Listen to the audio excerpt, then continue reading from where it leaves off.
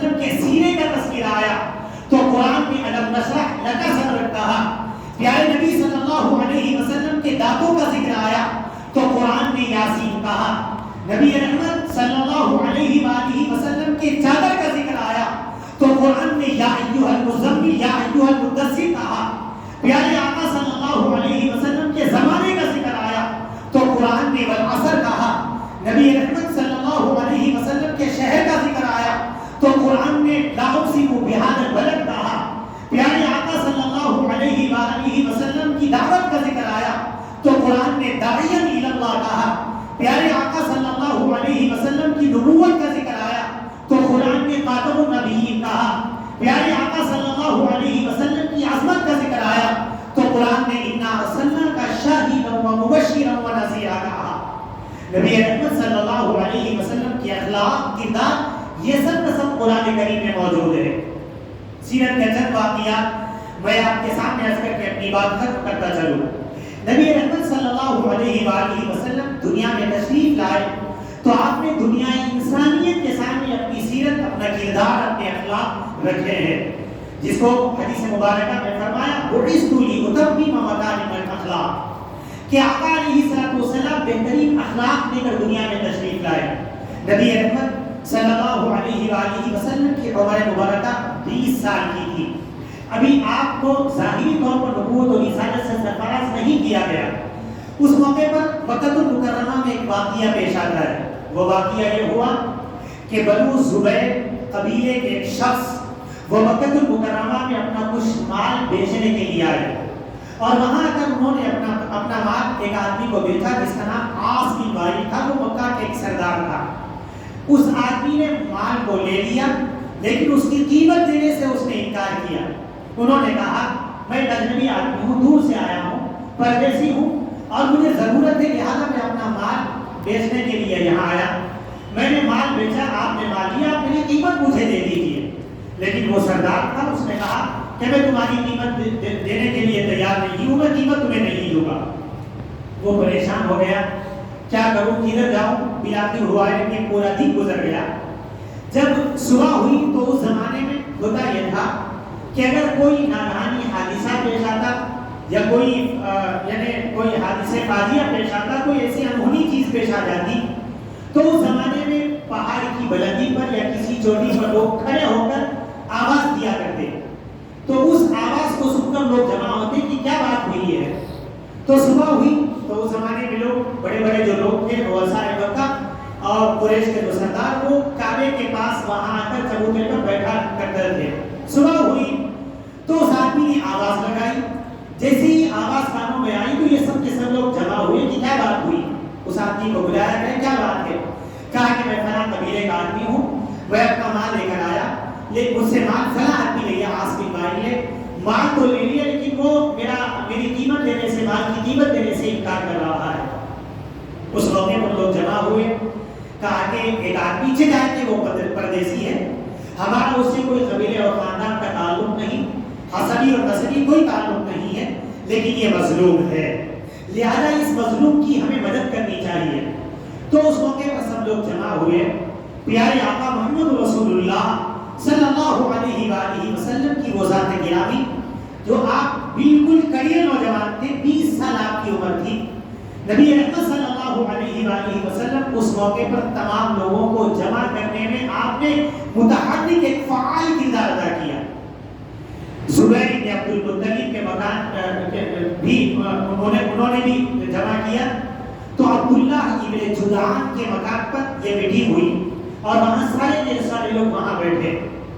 بیٹھنے کے بعد ان لوگوں نے طے کیا یا تو تم اپنا مال اس آدمی کو واپس کر دو یا یہ کہ تم جو مال تم نے لیا ہے اس کی قیمت ادا کر دو. بہرحال اس آدمی کو قیمت دلا دی گئی. یہ جو واقعہ ہوا سیرت میں اس واقعے کو حلف الفضول کے نام سے لکھا گیا ہے. وجہ اس کی یہ ہے کہ وہاں جو لوگ بیٹھے ہوئے تھے بڑے بڑے لوگ، وہاں پر 3 اشخاص ایسے تھے جن کا نام فضل تھا. فضل نام تھا.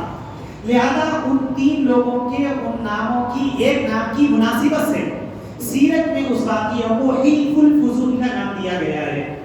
اس واقعے سے میں درس اور سبق ملتا ہے کہ ہمارے آقا محمد رسول اللہ صلی اللہ علیہ وسلم 20 سال کی عمر میں، آپ کڑے نوجوان ہیں، آپ کو ابھی نبوت و رسالت سے ظاہراً آپ کو سرفراز نہیں کیا گیا، لیکن آپ نے یہ دیکھا کہ ایک مظلوم آدمی پر ظلم ہو رہا ہے، لہذا اس ظلم کا خاتمہ کرنا چاہیے۔ اس ظلم کے خاتمے کے لیے ہمیں کیا کردار ادا کرنا ہے؟ نبی اکرم صلی اللہ علیہ وآلہ وسلم نے وہ کردار ادا کر کے ہمیں درس و سبق دیا، بلکہ آپ نے بعد میں بھی یہ کہا کہ اگر کہیں ایسا معاملہ ہو تو اس موقع پر میں سامنے آنے کے لیے تیار ہوں، میں فعال کردار ادا کرنے کے لیے تیار ہوں۔ آج کے ہمارے نوجوانوں کو چاہیے سماج میں، معاشرے میں اگر کسی پر کوئی ظلم ہو رہا ہو، چاہے وہ ہمارے مذہب کا آدمی ہو، کسی اور مذہب کا آدمی ہو، چاہے وہ ہمارے محلے کا ہو یا کسی اور محلے کا ہو، چاہے وہ اس سے ہماری شناسائی اور تعارف ہو یا کوئی غیر متعارف آدمی ہو، کسی بھی فرد انسان پر کوئی ظلم ہو رہا ہو تو اس ظلم کے خاتمے کے لیے ہمیں کھڑا ہونا یہ پیارے آقا صلی اللہ علیہ وآلہ وسلم کی سنت مبارکہ ہے۔ ہم یہ سمجھ کر کھڑے رہو کہ ہم اپنے آقا کی ایک سنت کو پورا کرنے جا رہے ہیں، ہمیں اپنی زندگی میں آقا کی سنت کو ادا کرنے کا ایک موقع مل رہا ہے، تو سماج اور معاشرے میں کہیں ظلم و ستم ہو رہا ہو تو اس ظلم کے خاتمے کے لیے، اس کے سدباب کے لیے ہمیں کردار ادا کرنا چاہیے۔ دوسرا ایک واقعہ میں عرض کرتا چلوں، پیارے آقا صلی اللہ علیہ وآلہ وسلم کی عمر مبارکہ 35 سال کی ہے۔ اس موقع پر کعبہ یعنی کعبے کے بنانے کے لیے لوگوں نے مشورہ کیا، اور مشورہ کرنے کے لیے انہوں نے یعنی کعبے کی دیوار انہوں نے اٹھائی، تو اٹھانے کے بعد حجر اسود کو اوپر بلندی پر رکھنے کا معاملہ تھا۔ اس زمانے میں جو کعبہ بنایا گیا تھا، چونکہ مال زیادہ روپے پیسے درہم و دینار نہ ہونے کی وجہ سے انہوں نے کعبہ کو مختصر بنایا۔ اب اور آپ بھی آج جو لوگ حج عمرے کو جاتے ہیں، وہ حتیم کی جو دیوار ہے، حتیم کا جو علاقہ وہ چھوٹا ہوا ہے، اس لیے کہ اس زمانے میں ان لوگوں کے پاس اتنے حلال پیسے نہیں تھے، وہ بھی اس زمانے میں زمانے جاہلیت ہونے کے باوجود بھی ان کے دل میں بات تھی کہ یہ اللہ کا پاکیزہ گھر ہے، لہٰذا اس میں پاک مال لگانا چاہیے۔ مال اتنا نہ ہونے کی وجہ سے انہوں نے اتنا ہی کعبہ بنایا اور وہ جگہ انہوں نے چھوڑ دی، حتیم کی جو جگہ موجود ہے۔ بہرحال جب حجر اسود رکھنے کا اوپر رکھنے کا معاملہ آیا تو اس موقع پر ہر قبیلے کا آدمی آ گیا اور اس نے کہا، انہوں نے اپنا حسب نسب بیان کیا اور یہ کہا ہم اس بات کے متمنی بلکہ ہمارا یہ حق بنتا ہے، ہم حجر اسود کو اٹھا کر اوپر رکھیں گے۔ دوسرے قبیلے کے لوگ آئے، انہوں نے کہا نہیں، ہم زیادہ اس کے حقدار ہیں، ہم فلاں ابن فلاں ہیں، ہمارا قبیلہ بڑا ہے، خاندان بڑا ہے، لہذا ہم اٹھا کر اس کو اوپر رکھیں گے۔ تیسرے قبیلے کے لوگ آئے، انہوں نے کہا کہ ہم اٹھا کر اوپر رکھیں گے، یہاں تک کہ بات مختلف قبائل کے لوگوں میں سرداروں میں اتنی آگے بڑھ گئی کہ لوگوں نے تلواریں نکال لی، اب خون خرابہ ہونا تھا۔ اتنے میں ایک آدمی تھا جس کا نام مغیرہ تھا، وہ بزرگ آدمی تھے، انہوں نے کہا کہ میں اس موقع پر ایک مشورہ دیتا ہوں، آپ میرے مشورے کو سن لیجیے۔ لوگوں نے کہا کہ آپ کا مشورہ کیا ہے؟ کہا اس معاملے کو ابھی یہی ختم کر دو، میرا یہ مشورہ ہے کہ کل صبح کی اولین ساعتوں میں، کل صبح کی اولین ساعتوں میں جو آدمی سب سے پہلے خانہ کعبہ میں آئے گا، وہ جو مشورہ دے گا، وہ جو فیصلہ کرے گا، ہم تمام کے تمام قبائل کے لوگ اس کے اس مشورے اور اس کے فیصلے کو مان لیں گے اور اسی پر عمل کریں گے۔ تو چونکہ بزرگ آدمی تھا، بڑا آدمی تھا، تمام لوگوں نے کہا، قبائل کے بڑے بڑے سردار تھے، یا قریب تھا کہ خون کی ہولی کھیلی جاتی، کئی لاشیں وہاں گر جاتی، کئی سروں کو قلم کر دیا جاتا، معاملہ بڑا انتشار کا تھا، لیکن اس بزرگ نے مشورہ دیا تو اس بزرگ کے مشوروں کو اس حالت میں بھی، اس غصے کی حالت میں بھی، ان جذبات میں آنے کے باوجود بھی ان لوگوں نے اپنے اس بزرگ کی بات کو مانا۔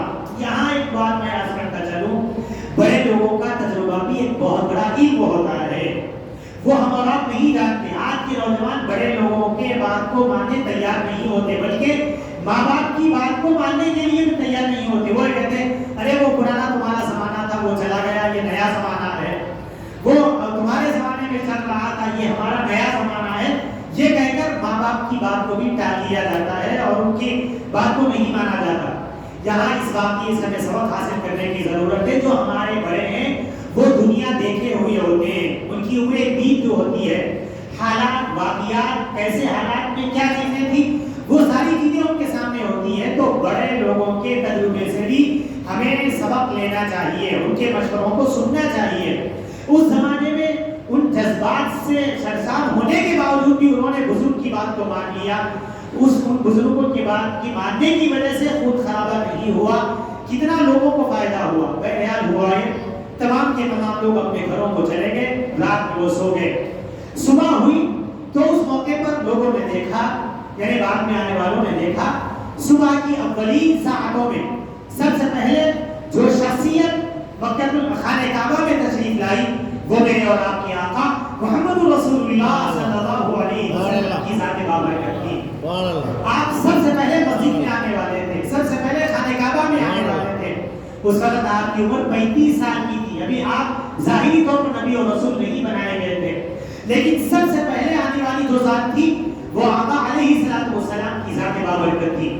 جیسے ہی اللہ کے نبی صلی اللہ علیہ وآلہ وسلم کو مشرکین مکہ و وسائے مکہ قبائل کے بڑے بڑے سرداروں نے دیکھا تو کہا کہ حاضر امین رضینا بھی، ہاں یہ امین آدمی ہے، یہ سچا آدمی ہے، امانت دار آدمی ہے، وہ جو کہے گا ہم ان کی بات کو ماننے کے لیے تیار ہیں.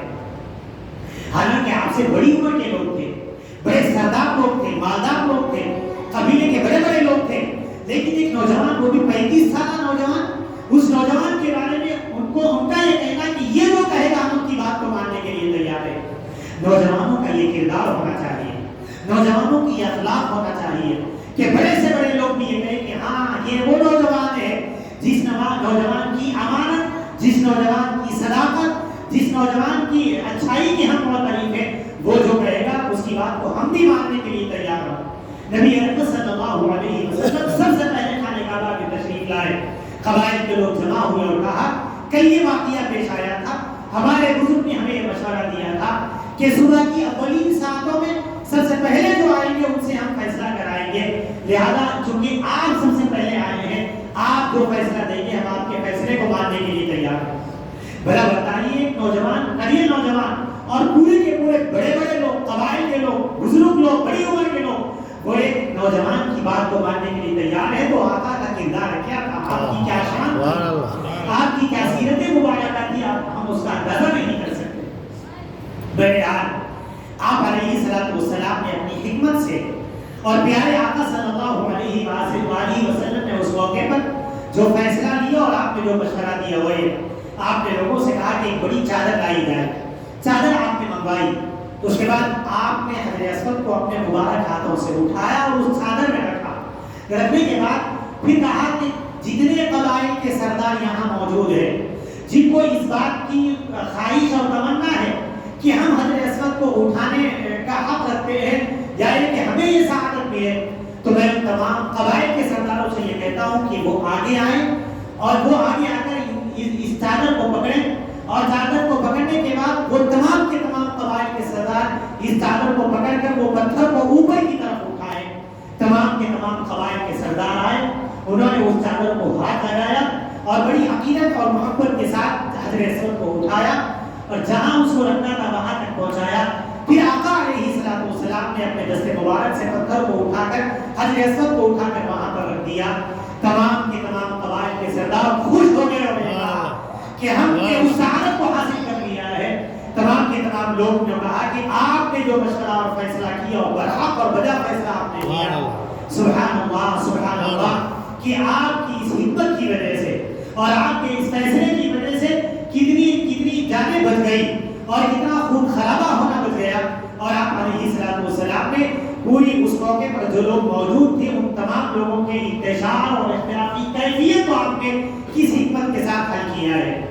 آپ کی سیرت و کردار کی درس و سبق دیتی ہے کہ اگر کہیں کوئی اختلافی معاملہ ہمارے سامنے آ جائے، چاہے ہمارے گھر میں ہو یا ہمارے خاندان میں ہو یا ہمارے محلے اور سماج میں ہو، چاہے وہ دیگر مذاہب کا معاملہ ہو، مذاہب کا معاملہ ہو، تو اس موقع پر حکمت کے ساتھ ہمیں اس معاملے کو حل کرنا چاہیے. یہ آقا علیہ السلام کی سیرت مبارکہ ہمیں سکھاتی ہے. نبی اکرم صلی اللہ علیہ وآلہ وسلم کی حیات مبارکہ کا ایک اور واقعہ آپ کے سامنے رکھ کر چلو. آقا علیہ السلام کے ایک چچا تھے جن کا نام ابو طالب تھا. ان کی زیادہ اولاد تھی، یعنی کثیر الحیات تھے. زیادہ بچے والے تھے، لیکن ان کی آمدنی اتنی زیادہ نہیں تھی کہ گھر کے اخراجات مکمل ہو سکے، گھر کے اخراجات کے لیے وہ کافی ہو سکے۔ اللہ کے نبی محمد عربی صلی اللہ علیہ وآلہ وسلم نے اس موقع پر دیکھا کہ میرے چچا کے بچے زیادہ ہیں، اہل و عیال زیادہ ہیں، اور چچا کی اتنی آمدنی نہیں کہ گھر کے اخراجات مکمل ہو، وہ بہت پریشان رہتے ہیں۔ لہٰذا اس موقع پر اللہ کے نبی صلی اللہ علیہ وسلم نے سوچا، اور ایک بات آپ علیہ السلام کے ذہن میں آئی۔ اس بات کو لے کر وہ اپنے دوسرے چچا حضرت عباس کے پاس گئے۔ حضرت عباس تجارت والے کرنے والے تھے، مالدار تھے، اور ذرا ان کی معاشی حالت اچھی تھی، تو جا کر انہوں نے اپنے چچا سے کہا کہ چچا حضرت عباس، میں آپ کے سامنے ایک مشورہ لے کے آیا ہوں، گزارش لے کے آیا ہوں۔ کہا کہ بھتیجے کہو کیا کہنا چاہتے ہو؟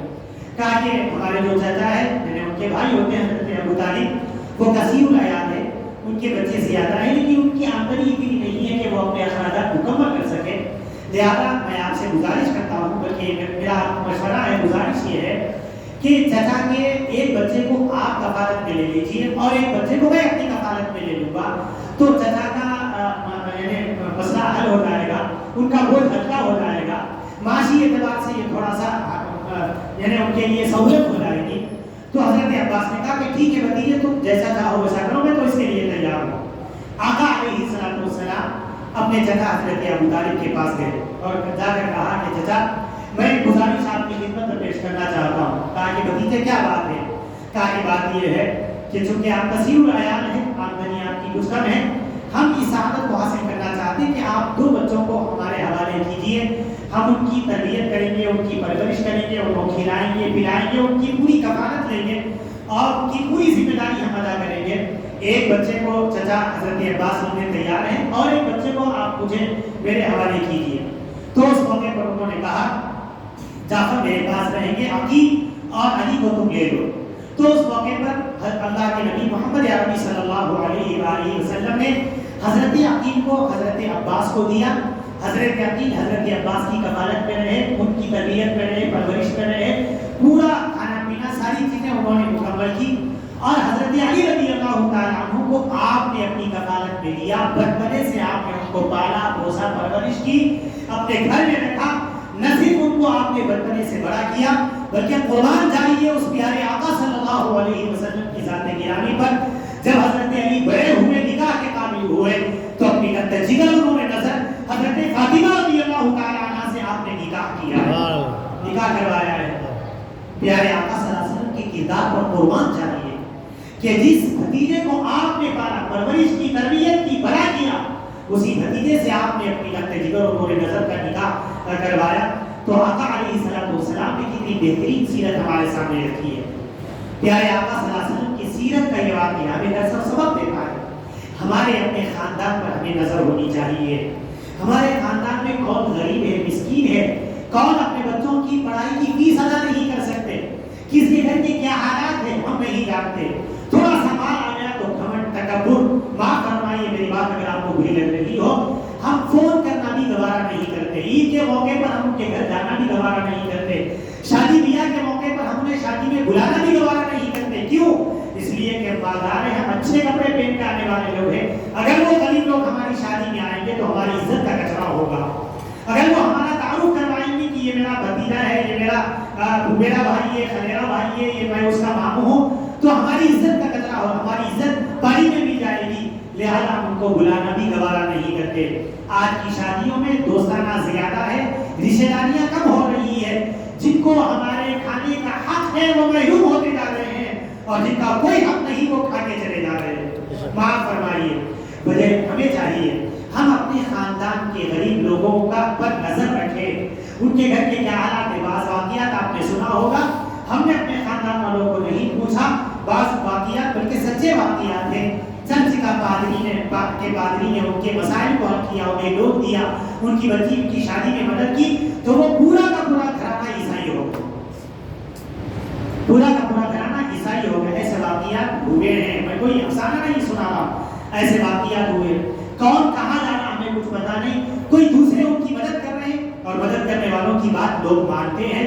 لہذا پیارے آقا صلی اللہ علیہ وسلم نے جس طرح اپنے خاندان کی فکر کی، اپنے چچا کے بوجھ کو حل کیا، ہم اپنے خاندان چاہے وہ کسی گاؤں میں ہو، ہم شہر میں آ گئے، وہ گاؤں میں رہنے والے ہیں، چاہے وہ کسی اور علاقے میں رہنے والے ہو، کم از کم فون کے ذریعے سے ان کی تربیت، ان کی کیفیت ہم لیتے رہے، پوچھتے رہے، معلوم کرتے رہے کیا حال ہے، کیسے ہے۔ بہت سارے ایسے واقعات ہم نے دیکھے ہیں کہ گھر کے بازو رہنے والا لاک ڈاؤن میں واقع میں ہے اور باہر لوگ راشن تقسیم کر رہے ہیں، باہر لوگوں کو راشن دیا جا رہا ہے، گھر کے بازو والا واقع میں مر رہا ہے، ہم پوچھ کے نہیں دیکھتے، وہ بیچارہ عزت کے مارے وہ ہمارے سامنے نہیں آتا۔ لہٰذا ہم جب زکوٰۃ نکالیں، یقیناً ہم خاندان والوں کو دینے جائیں گے تو لہٰذا وہ اپنی بے عزتی سمجھ کر ہماری زکوٰۃ نہیں دیتے۔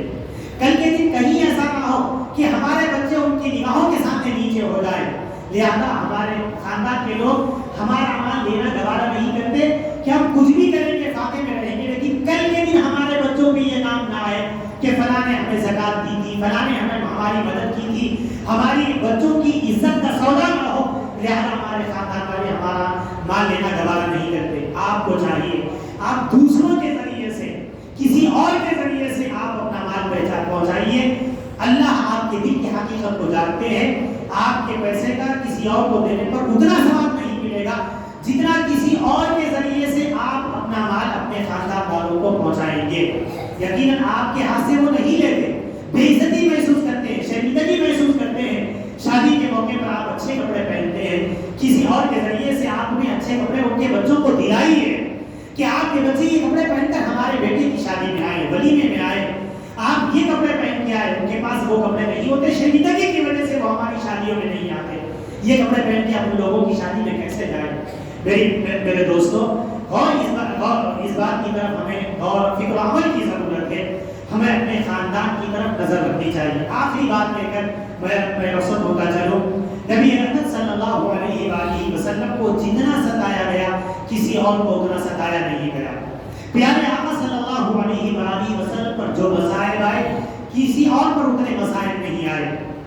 نبی رحمت صلی اللہ علیہ وآلہ وسلم کے عہد مبارک بلکہ آپ کی ذات کے ساتھ پیش آنے والا ایک واقعہ یہ ہوا کہ ایک موقع پر نبی اکرم صلی اللہ علیہ وسلم خانہ کعبہ میں آئے تو اس موقع پر ابو جہل نے پیارے آقا صلی اللہ علیہ وآلہ وسلم کو یعنی نازیبہ کلمات کہے، آپ کی شان میں اس نے گستاخی کی اور آپ کو برا بھلا کہا، آپ کو چھڑکا یا آپ کو نوچا یا آپ کی اس نے پٹائی کی، جو کچھ اسے بن سکتا تھا اس نے کیا۔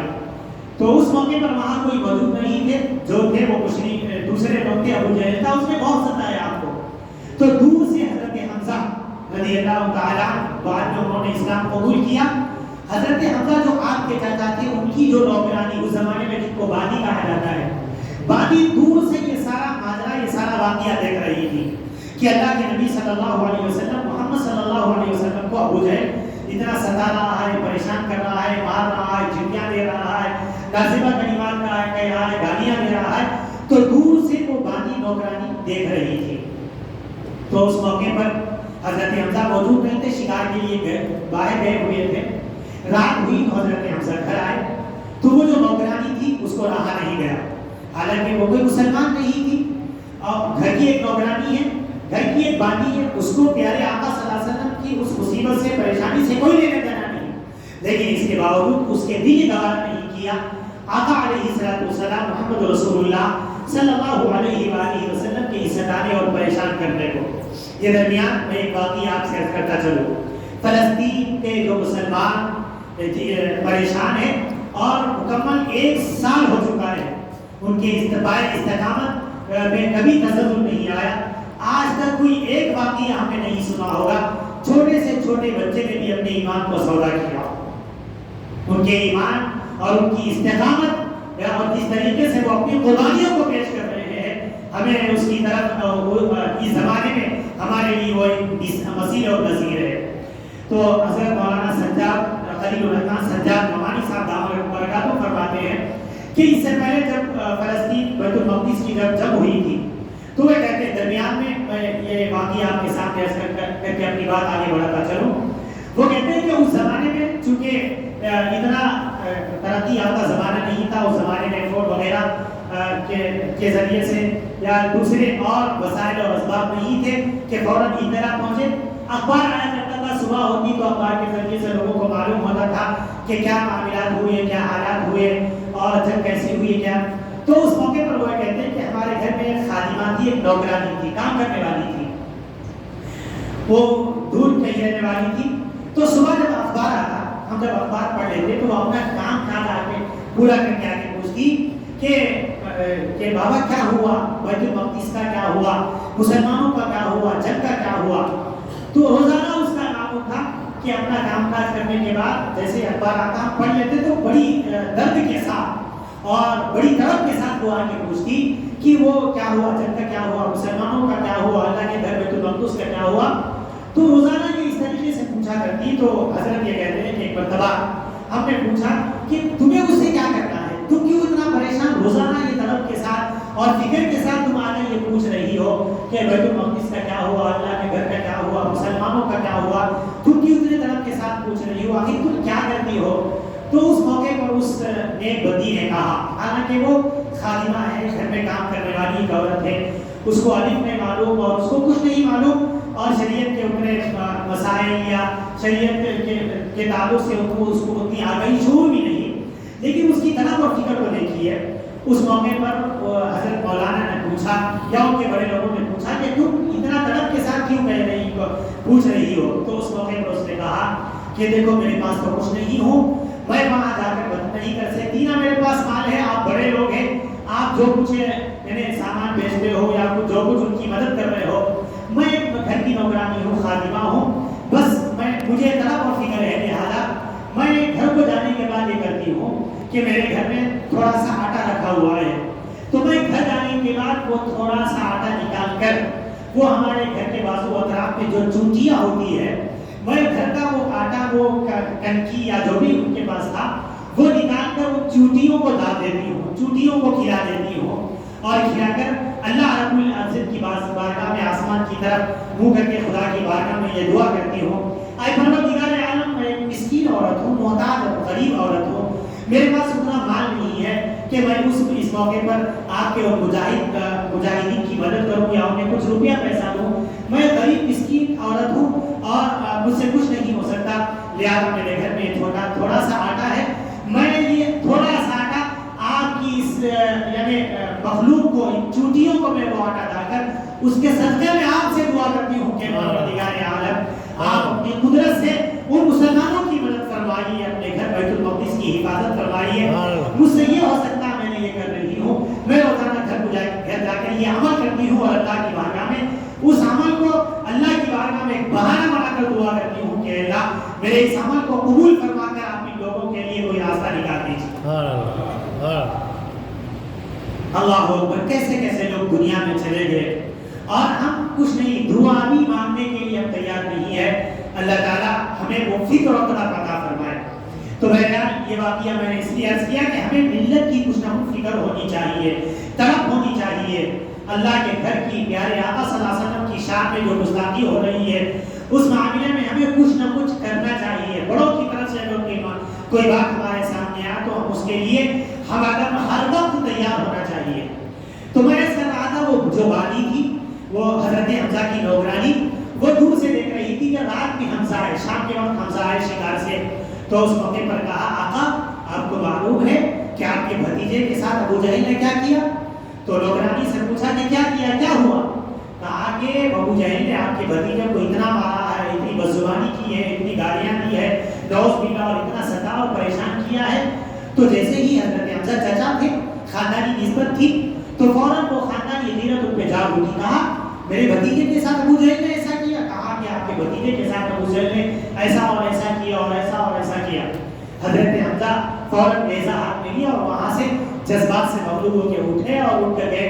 دیکھا کہ ابو جہل وہاں خانہ کعبہ میں دوسرے لوگوں کے ساتھ بیٹھا ہوا ہے. جا کر بڑی تیزی کے ساتھ اور بڑی طاقت کے ساتھ نیزہ اس کے سر پہ مارا کہ سر اس کا پھٹ گیا اور خون کے فوارے نکلنے شروع ہو گئے. دوسرے لوگوں نے کہا کہ یہ کیا بات ہے، تو کیوں مار رہے ہو؟ کہا تو اس موقع پر ابو جہل نے کہا یہ جو کچھ کر رہا ہے ٹھیک کر رہا ہے، اس لیے کہ صبح میں نے اس کے بھتیجے کو ستایا تھا، یہ بدلا لے رہا ہے. بہرحال حضرت حمزہ نے جتنا ان کا غصہ تھا بدلا لیا، اس کو مارا اور اس کو اس کی بدزبانی کی جو انہیں اس موقع پر ان سے ہو سکا. پھر اس کے بعد خوشی خوشی وہ میرے اور آپ کی آقا محمد رسول اللہ صلی اللہ علیہ وآلہ وسلم کی شدت میں اور خوشی اور مسرت کے ساتھ کہا بھتیجے خوش ہو جاؤ، تم کو صبح ابو جہل نے مارا اور پریشان کیا تھا، گالیاں دی تھی، میں اس کا بدلہ لے کے آیا ہوں، پورے لوگوں کے سامنے میں اس کے سر کو کاٹ دیا، بھتیجے خوش ہو جاؤ۔ اس موقع پر میرے اور آپ کے آقا محمد رسول اللہ صلی اللہ علیہ وسلم کی ذات گرامی نے کہا چچا یہ آپ نے یعنی خاندانی عزت کی وجہ سے آپ نے ابو جہل سے بدلہ لیا، آپ نے بہت اچھا کیا، لیکن میرے چچا مجھے اس بات سے اتنی خوشی نہیں ہوتی کہ جس بات سے میں خوش ہو جاؤں کہ اگر آپ وہ کلمہ پڑھ لیں جس کلمے کو لے کر میں آیا ہوں، اگر آپ اس کلمے کو پڑھ لیں گے تو مجھے اس سے زیادہ کہیں خوشی ہوگی کہ آپ نے اس سے بدلہ لیا ہے، تو اس سے زیادہ میں خوش ہو جاؤں گا آپ اس کلمے کو پڑھ لیں لا الہ الا اللہ محمد رسول اللہ۔ چونکہ حضرت حمزہ جذبات میں تھے، اسی موقع پر حضرت حمزہ نے کہا اشہد ان لا الہ الا اللہ واشہد ان محمد رسول اللہ صلی اللہ علیہ وسلم۔ میں اس بات کی گواہی دیتا ہوں کہ اللہ کے سوا کوئی معبود برحق نہیں، اور اس بات کی گواہی دیتا ہوں کہ محمد یعنی میرے بھتیجے اللہ کے نبی اور رسول ہے۔ اسی موقع پر اللہ حضرت حمزہ نے ایمان کو قبول کیا۔ اس بات میں یہ ہمیں سبق ملتا ہے کہ اللہ کے نبی یہ پیغام لے کر آئے تھے، یہ درس لے کر آئے تھے کہ جو نبی پیغام لے کر آئے وہ ہم لوگوں تک پیغام پہنچانے کی کوشش کریں۔ یعنی ہم اور آپ دیکھتے ہیں پوری 60-70 سالہ زندگی میں، 100 سالہ زندگی میں کبھی ہم کسی کو ایمان کی دعوت نہیں دے سکے، ہماری اپنی پوری زندگی میں کسی اور تک ہم ایمان نہیں پہنچا سکے، جبکہ ہم شہادت دیتے ہیں۔ اہل علم لوگ موجود ہیں،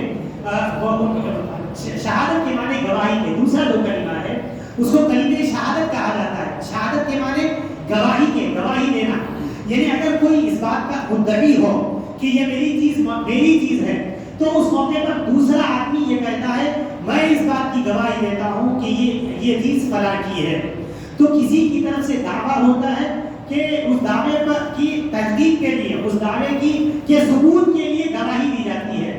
اشہد ان لا الہ الا اللہ واشہد ان محمد رسول اللہ۔ ہم اس بات کی گواہی دیتے ہیں، میں اس بات کی گواہی دیتا ہوں کہ اللہ کے سوا کوئی معبود برحق نہیں۔ کب گواہی ہم دیتے ہیں؟ گواہی سامنے والا کوئی منکر ہمارے سامنے نہیں ہے، کوئی اگر ہمارے سامنے انکار نہیں کر رہا ہے کہ اللہ ایک نہیں ہے، محمد صلی اللہ علیہ وسلم اللہ کے نبی رسول نہیں ہے، اگر کوئی انکار کرنے والا ہمارے سامنے آئے تو اس انکار کرنے والے کے انکار پر اگر ہم یہ کہیں کہ ہاں اللہ کی ذات ایک ہے اور محمد رسول صلی اللہ علیہ وسلم کی ذات وہ اللہ کے نبی اور رسول ہے، تب ہماری شہادت مکمل ہوگی، تب ہماری گواہی مکمل ہوگی۔ بغیر کسی منکر کے سامنے ہوئے ہم اپنی گواہی کو پیش کر رہے ہیں تو ہماری گواہی غیر معتبر ہے۔ گواہی کا اعتبار اس موقع پر ہوگا، مقدمات میں، عدالت میں گواہی کب دی جاتی ہے؟ کوئی آدمی دعویٰ پیش کرتا ہے کہ یہ فلاں ہے، یہ چیز فلاں ہے اور فلاں مقدمہ ہے، پھر کسی گواہوں کو پیش کیا جاتا ہے کہ نہیں میں کہہ رہا ہوں کہ یہ فلاں کی چیز ہے، میں اس کے لیے گواہ کے لیے ثبوت موجود ہو۔ یہ ہمارے لیے بڑا المیہ ہے۔ ہم اپنی پوری 60-70 سالہ یا 100 سالہ زندگی میں کسی غیر کے انکار کے سامنے ہم اپنے کلمے کی شہادت نہیں دے سکے۔ اسی لیے بڑوں نے علماء نے لکھا ہے کہ کم از کم ہمارے ساتھ کاروبار کرنے والے لوگوں کے ساتھ یا ہمارے گھر میں اگر کوئی کام کرنے والے آدمی آ رہے ہیں یا ہم سے کسی کی شناسائی اور تعارف ہے، ہم ان کے سامنے یہ کہیں کہ اللہ ایک ہے، محمد صلی اللہ علیہ وسلم اللہ کے نبی اور رسول ہے، تب ہماری گواہی معتبر ہوگی، تب ہماری شہادت معتبر ہوگی۔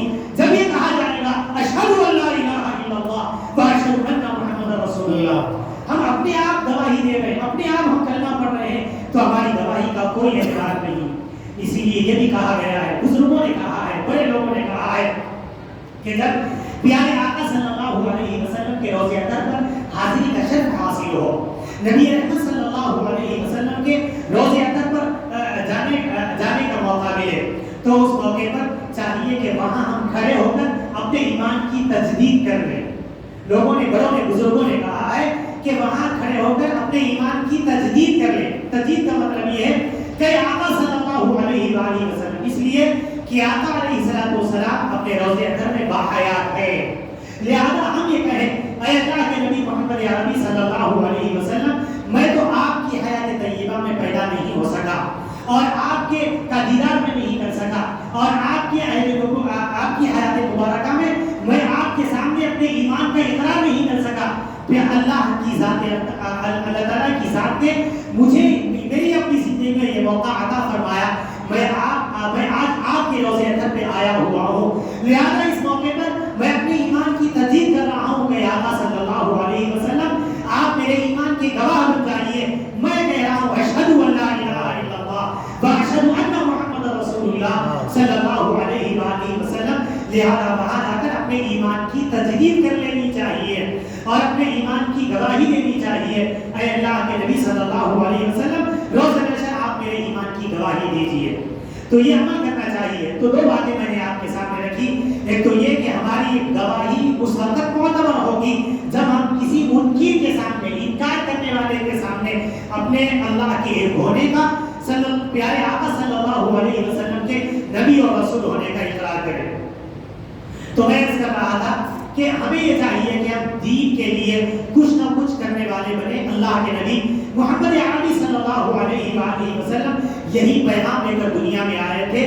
جتنا ہم پیارے آقا صلی اللہ علیہ وسلم کی سنت سے قریب ہوں گے, چونکہ یہ مہینہ پیارے آقا صلی اللہ علیہ وسلم کی ولادت باسعادت کا مہینہ گزر چکا. دو باتیں ہمارے لیے قابل نصیحت ہے. وہ ایک تو یہ کہ آقا علیہ السلام پر کثرت سے درود شریف پڑھنا چاہیے. دو باتیں میں آپ کے سامنے عرض کر کے اپنی بات ختم کروں. ایک تو یہ کہ آقا علیہ السلام کی ذات اقدس پر, ذات بابرکت پر کثرت سے درود پاک کا اہتمام کرنا چاہیے. کوئی دن ہمارا ایسا نہ گزرے کہ ہم آقا علیہ السلام کی بارگاہ میں کم از کم 100 مرتبہ درود پاک کا نذرانہ پیش نہ کریں. اس وقت تک ہمیں سونا نہیں چاہیے. سونے سے پہلے کم از کم 100 مرتبہ درود پاک پڑھنے کی آپ نیت کر لیں. کم سے کم, زیادہ آپ پڑھتے تو اور بڑی اچھی چیز ہے, کم سے کم 100 مرتبہ درود پاک پڑھنا چاہیے. دوسری بات میں آپ کے سامنے عرض کرتا چلوں کہ اپنی پوری زندگی میں کم از کم ایک مرتبہ تو اللہ کے نبی صلی اللہ علیہ وسلم کی سیرت مبارکہ کو پڑھنا چاہیے. جس طریقے سے ہمارے گھر میں قرآن رکھنا ضروری ہے, اسی طریقے سے ہمارے گھر میں اللہ کے نبی صلی اللہ علیہ وسلم کی سیرت کی کوئی نہ کوئی کتاب رہنا ضروری ہے. جس طریقے سے قرآن اللہ کے شان جلالت کا مظہر ہے, اسی طریقے سے آپ علیہ السلام کی سیرت مبارکہ وہ آپ کی شان جمال کا اظہار ہے. تو ہمارے گھر میں جس طرح قرآن ہونا ضروری ہے, اسی طریقے سے سیرت کی کوئی نہ کوئی اہم کتاب ہمارے گھر میں موجود رہے. ہم اپنی پوری زندگی میں کم از کم ایک مرتبہ اللہ کے نبی صلی اللہ علیہ وسلم کی پیدائش سے لے کر آپ کی حیات مبارکہ کی تکمیل تک کی پوری سیرت کم از کم اپنی پوری زندگی میں پڑھنا ضروری ہے. ورنہ ہم اپنے آقا کو کیا صورت بتائیں گے اور کیا کہیں گے کہ آقا آپ ہماری شفاعت کیجیے, جبکہ اخبارات کے پڑھنے کا وقت ملا, دنیا کی کتابوں کی کتابیں ہم پڑھ گئے, کیا کیا ہم نے نہیں کیا. لیکن یہ کتنی بدقسمتی, بدنصیبی, شقاوت قلبی ہے کہ ہماری اپنی پوری زندگی میں ایک مرتبہ بھی اللہ کے نبی صلی اللہ علیہ وسلم کی پوری سیرت کے پڑھنے کا موقع نہیں ملا. تو اس سے زیادہ اور کیا محرومی ہو سکتی ہے. لہذا میں آپ سے گزارش کروں گا, جس زبان کو آپ جانتے ہوں, تیلگو, اردو, انگلش, کم از کم اپنے گھر میں بچے اگر انگریزی پڑھ رہے ہیں تو انگریزی کی سیرت کی کتاب لائیے, اردو لائیں تو اردو میں لے کر آئیے, یا پڑھیے, خود اپنے بچوں کو پڑھوائیے, بچوں سے سیرت کی کتاب مکمل پڑھوائیے کہ ہمارے آقا کی زندگی کیا تھی, آقا کی شان کیا تھی, آپ کی سنتیں کیا تھی. اس سے ہمارے بچے سنتوں کو معلوم کریں گے, آپ کی سیرت کو معلوم کریں گے. یہ تو گزارشات کے ساتھ میں اپنی بات ختم کروں. ایک یہ کہ درود پاک پڑھنے کا اہتمام رکھیں, بچوں سے بھی پڑھائیں کہ کم از کم روزانہ 100 مرتبہ درود پاک پڑھنا ضروری ہے. ابھی سے بچوں کو عادت ڈالیں, جو چھوٹے سے معصوم بچے اپنی معصوم زبانوں سے درود پاک پڑھیں گے تو آقا علیہ السلام کتنے خوش ہوں گے. بچپنے سے ان کو عادت ڈالنا چاہیے. تو دو چیزیں میں نے آپ کے سامنے رکھی, ایک تو درود پاک کا اہتمام کیجیے اور دوسرا سیرت مبارکہ اپنی زندگی میں پڑھنے کی کوشش کیجیے. پروردگار عالم مجھے اور آپ کو